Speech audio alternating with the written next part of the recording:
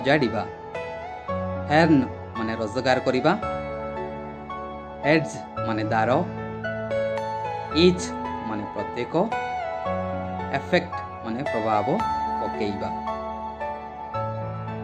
Even ମାନେ ଏପରି କିମ୍ବା ମଧ୍ୟ। ଇଭେଣ୍ଟ ମାନେ ଘଟଣା। ଇଭିଲ୍ ମାନେ ଖରାପ କିମ୍ବା ଦୁଷ୍ଟ। ଏଷ୍ଟିମେଟ୍ ଆକଳନ କରିବା। ଏଭିଡେନ୍ସ ପ୍ରମାଣ।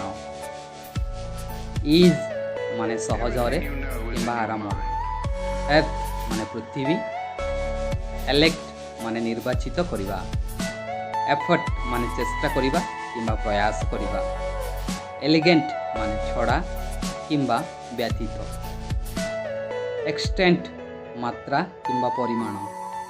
ଏକ୍ସପେକ୍ଟ ଆଶା କରିବା କିମ୍ବା ଆଶା ରଖିବା। ଏକ୍ସପ୍ଲୋର ଅନୁସନ୍ଧାନ କରିବା। ଏକ୍ସପୋଜ କଲା ଛାଡ଼ିବା ୟା କଲିଦେବା। ଏକ୍ସଟ୍ରିମ୍ ଅତ୍ୟଧିକ କିମ୍ବା ଅଧିକ। ଏକ୍ଜାକ୍ଟଲି ମାନେ ସଠିକ୍ କିମ୍ବା ଠିକ୍। ଏକ୍ସାମାଇନ୍ ମାନେ ପରୀକ୍ଷା କରିବା। ଏକ୍ସେପ୍ଟ ମାନେ ଛଡ଼ା କିମ୍ବା ବ୍ୟତୀତ।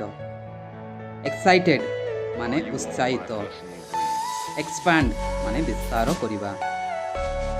ଏରର ମାନେ ତ୍ରୁଟି। ଏସ୍କେପ୍ ମାନେ ଖସି ପଳାଇବା। ଏସେନ୍ସିଆଲ ମାନେ ଜରୁରୀ କିମ୍ବା ଅତି ଆବଶ୍ୟକ। ଏଷ୍ଟାବ୍ଲିଶ ମାନେ ସ୍ଥାପନ କରିବା କିମ୍ବା ପ୍ରତିଷ୍ଠା କରିବା। ଇକ୍ୱିପମେଣ୍ଟ ମାନେ ଉପକରଣ।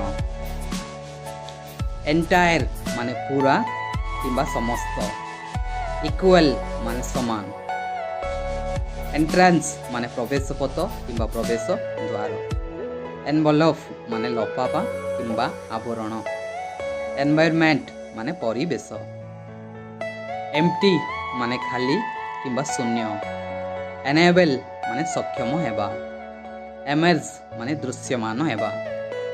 ଇମୋସନାଲ ମାନେ ଭାବପ୍ରବଣ। ଏମ୍ପ୍ଲୟି ମାନେ କର୍ମଚାରୀ। ଏଣ୍ଡ ମାନେ ଶେଷ କିମ୍ବା ସମାପ୍ତ। ଏନିମି ମାନେ ଶତ୍ରୁ କିମ୍ବା ଶତ୍ରୁତା।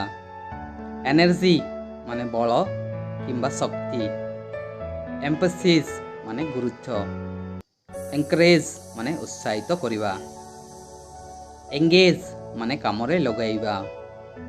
ଇନଫ୍ ମାନେ ଯଥେଷ୍ଟ।